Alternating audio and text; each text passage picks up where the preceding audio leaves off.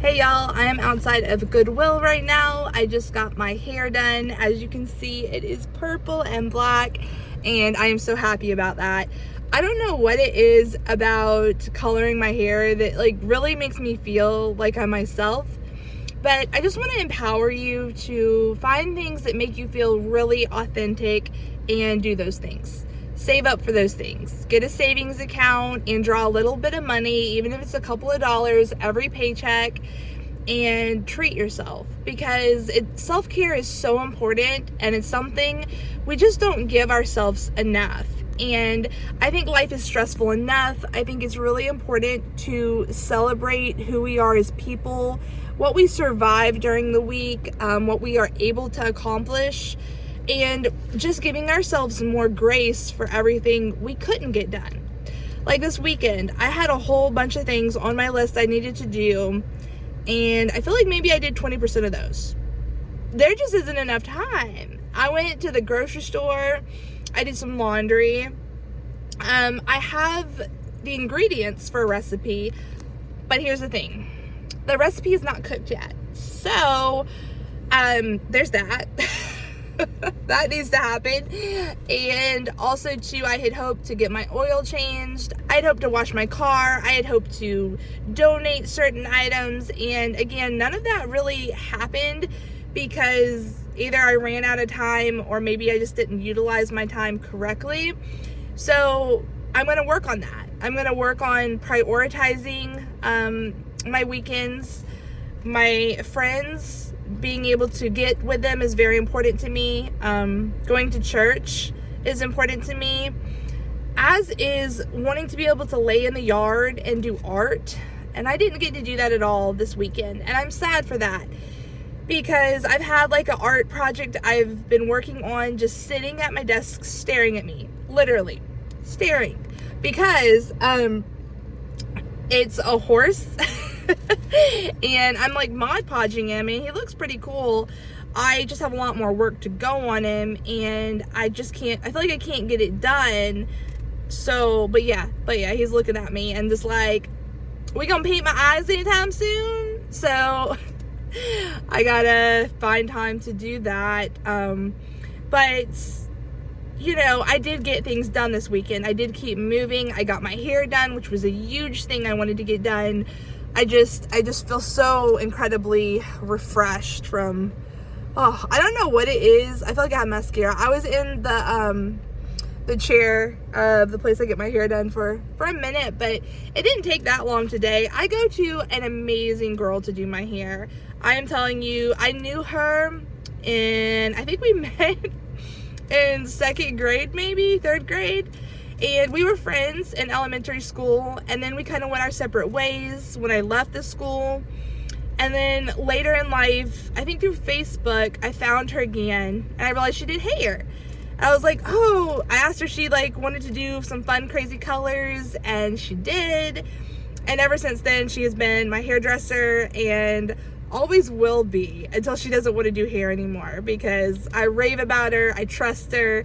If you have a good hairdresser, please keep them, because unfortunately there are a lot of people out there that either don't know what they're doing, or they're starting out and they're learning. Lord knows we all have to learn, right? I mean, you have to learn. Everybody starts out like that, but if you can just find somebody who does your hair how you like it, it's worth its weight in gold pretty much. Also too, something I'm struggling with is eBay right now. I am struggling with being able to balance my job with sourcing and posting. That takes time. Photographs take time. I didn't even get to do any photographs this weekend, which is good and bad. I mean, I wish I did have photographs, but I have photographs from last weekend that I still haven't posted it up yet. And so I'm currently just relisting stuff on eBay that keeps unlisting from my auctions. So I'm getting up listings, but I don't know. It's tough when you're working full time.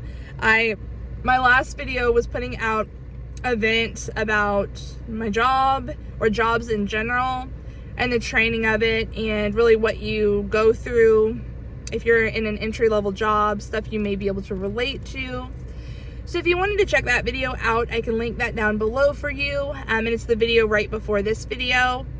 That was just a very transparent discussion about how I'm feeling, how I'm dealing, how frustrated I feel with this economy, and what we're able to do with the money that we make or the lack thereof.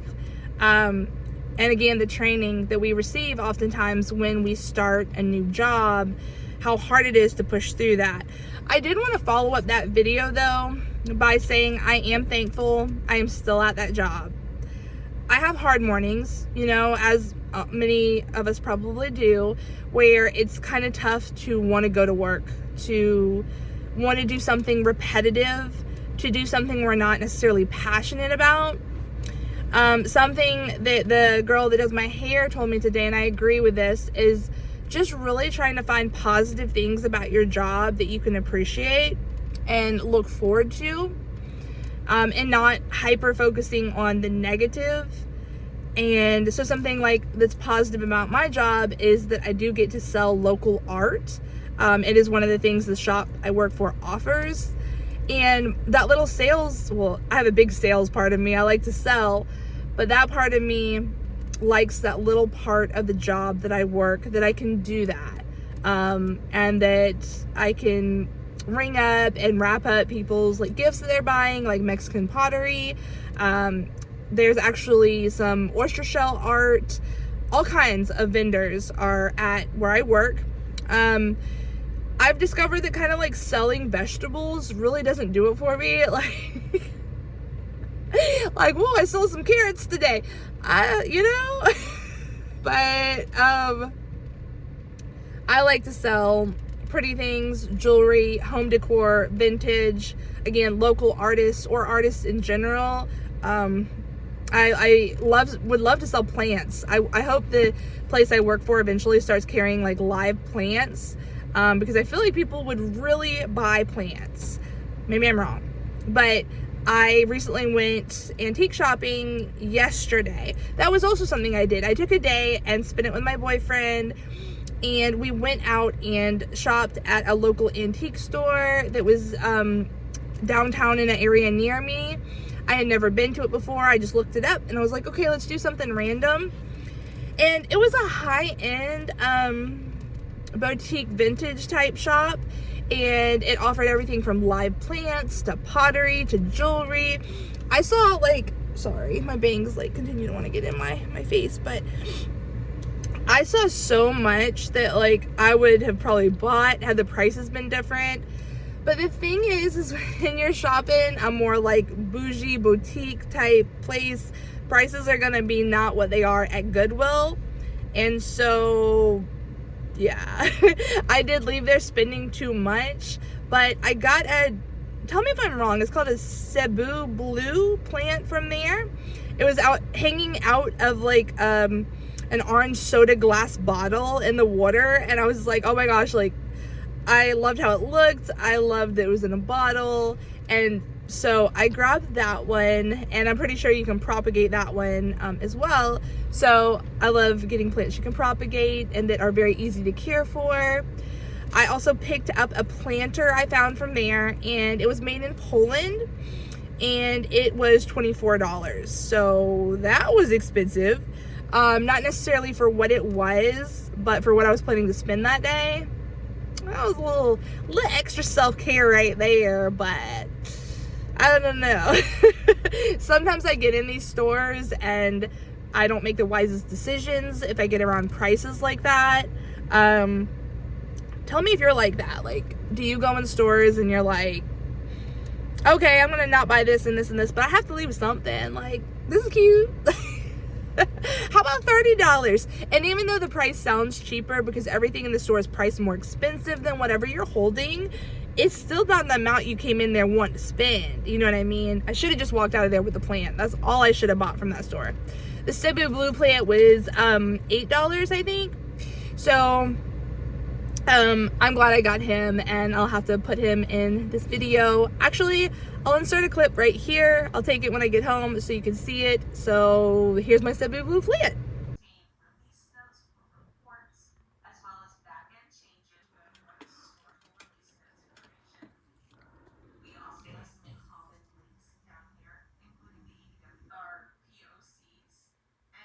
So hopefully y'all liked him. If you can come up with a good name for him, let me know. I'm kind of like into the idea of like naming my plants. I don't know if that's weird, but so let me know if you think of something I can name him. But anyway, guys, I'm gonna go into this Goodwill and just take a look around. The problem with being a reseller is really just knowing when not to source. Like, you have enough, you have to wait. You need to wait for those sales to have the money to be able to source. And it's just really easy to get caught up in just buying product after product after product. Be like, okay, I can list this when something else sells. This is a good deal. I struggle with being able to not thrift. And as much as I do like reselling, I do think that that is a downside to it, to get consumed in what you're doing and realizing the reality of it. And maybe for some people, you live in an area where you have the resources and the ability to be able to support yourself full time with reselling. I do not. I work a full-time job. I do this on the side. I don't want to call it a hobby because it's a lot of work. I put my heart and soul into what I do. I have a 5-star rating on eBay. I package up my items nicely. I handpick my items personally. Like, I don't have other people doing that. I am the only sole person to do this. I do it in my spare time when I have available, and it's a self-care thing for me. But at the same time, it's not a job in that it supports me. So I have to understand that I don't need to buy things in a panic, because whether I sell them or I don't sell them, I still have to go to work at my job. It's not a matter of like, if I don't buy this set of shoes, I'm not gonna be able to eat dinner. It's a matter of, okay, take your time, look these shoes up. Do you really think they could sell? For what amount can they sell? Like, try to really think this through and not panic buy because you're so used to buying things. I don't know if that makes sense, but I think it's a really important concept as a reseller to be able to say, I love doing this. It's a passion. It's not something I should feel ashamed of. It's part of me. It runs in my blood. I'm thankful I can do it. But I also need a second job to be able to do it, and also to be able to survive and to support myself. Before, I really did try to work this job full-time, and I did. I worked it full-time, overtime, and I consistently made a part-time income. And it just wasn't something I could support myself off of or do long-term. You just have to really take a step back sometimes and say, okay, that's okay. That is okay. That doesn't mean you failed. That doesn't mean that because other people are able to do it, that you're doing something wrong. It just might mean that in your area, or for what your needs are and your bills, that you need to take a step back and go, you know, this isn't enough. I need more. I need to be able, or I want more too. I mean, to say you want more, that's not a bad thing either. To say, you know, I want to be able to buy more plants. I want to be able to have more coffee. I want to be able to pay my insurance bill or my gas bill, whatever that is, that's important to you. It's okay to go out and do things that will earn you more money along with reselling, and do that too. So, but anyway, guys, again, I just want to get on here and promote a lot of self-care for y'all. Self-love, tell you are doing a good job. Whatever you're doing, wherever you are, I know you're probably working your damn ass off right now. You're trying to pay all your bills, balance your life, whether it's have a healthy relationship with your partner or your kids, or whatever all that is, or you're needing mental health counseling. Maybe you can't afford it because unfortunately everything right now is sky high. I just want to motivate you to continue to, you know, look at memes on Facebook, on Pinterest. There's so much good, like, counseling advice, quotes. There are books at the thrift store that can help, again, inspire, motivate you, give you other career ideas. If you're trying to go back to school and you can't afford college right now, look into Google certificates.